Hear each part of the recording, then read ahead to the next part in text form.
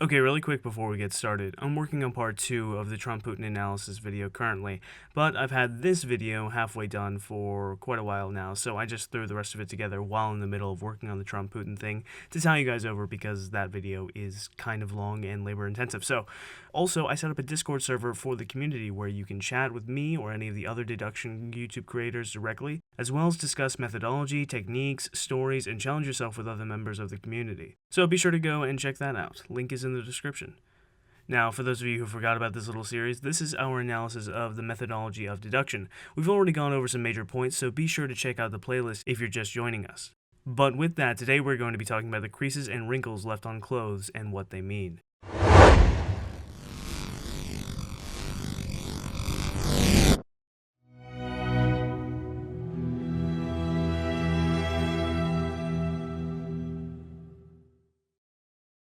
Now, a lot of what we're going to be going over right now is going to be rather intuitive for you, which is why we're going over it, because these tells can be so obvious at times that they get overlooked because of how obvious they are. Let's start with some basic understanding of how fibers work and creases are formed. When a fiber is heated up, the molecular structure of the fiber, whether natural or a polymer, breaks down slightly, but as the fabric cools down, the molecular structure becomes more stable and rigid. If the fabric was folded on itself or pressed against something while it cooled, then the molecular structure of the fiber will conform to that shape. So let's say there are a bunch of clothes that have been taken out of the dryer and then left in a basket.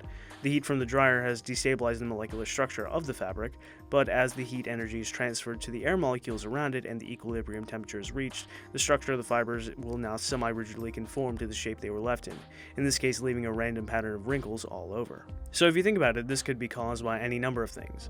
Body heat against the fabric combined with the pressure against the back of a chair will cause wrinkles in the back that indicate the person has been sitting, or on the forearms indicating that the person was resting their arms against a desk, likely while typing. This crease can also be left on the skin if there is no sleeve acting as a barrier. The same mechanism is used to get rid of wrinkles. That's what ironing is. Using a hot piece of metal and water vapor combined with the pressure you put on it, you destabilize the structure of the fibers and force them into a smooth, even position. Ironing forms creases, which are different than wrinkles. Creases are hard folds in the fabric caused by a great deal of pressure. Intentional creases from ironing are quite distinctive. They go straight along the sleeves and vertically up pant legs. Unintentional creases occur from folding or sitting back. So 2 vertical creases down the middle of a shirt and then 1 horizontally in the center of the shirt indicates that the shirt was folded. Same for horizontal creases on the middle of pant legs. So what do these tells indicate? Well, if there's a random pattern of wrinkles evenly distributed across the article, then the article was likely left in a basket or on the floor after being washed and dried.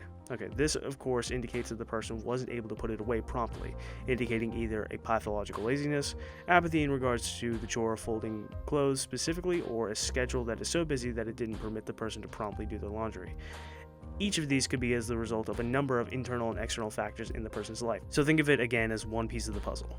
If there are intentional creases, then the article has been ironed, suggesting appearance is a valued thing to the person, or at the very least, to the situation the person is in.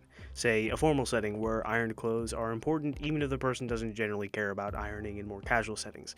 Again, stressing the importance of the situation in which you find a person being just as important as the physical tells you see on them. The aforementioned creases down the middle indicate that the item was folded. The severity of those creases can indicate how far on the bottom or top of the shelf the pair of pants or shirt was in the person's drawer, potentially indicating how much the person likes or wears that article. Shirts that a person has but doesn't really like wind up on the bottom of the drawer because they are never worn, but shirts that are regularly worn when washed end up on the top of that drawer. So if a person has hard creases down the middle of their shirt, then there's a possibility that they haven't kept up with their laundry and are having to resort to wearing a shirt they don't like as much.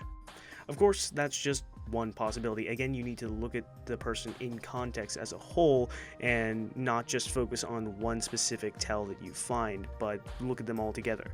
And as you can see, doing that with creases allows you to have just another piece of the puzzle that you can use in your analysis to shed light on pathologies, habits, current schedule, the situation in which you're finding them in, and their attitude towards it or potential situation that they're coming from, stuff like that. So again, consider it as one piece of the puzzle and a vital one at that.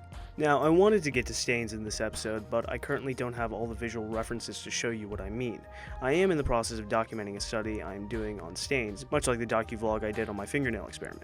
So soon that video will be coming out, and after it comes out, I will put together the next video for this series, which will be on stains.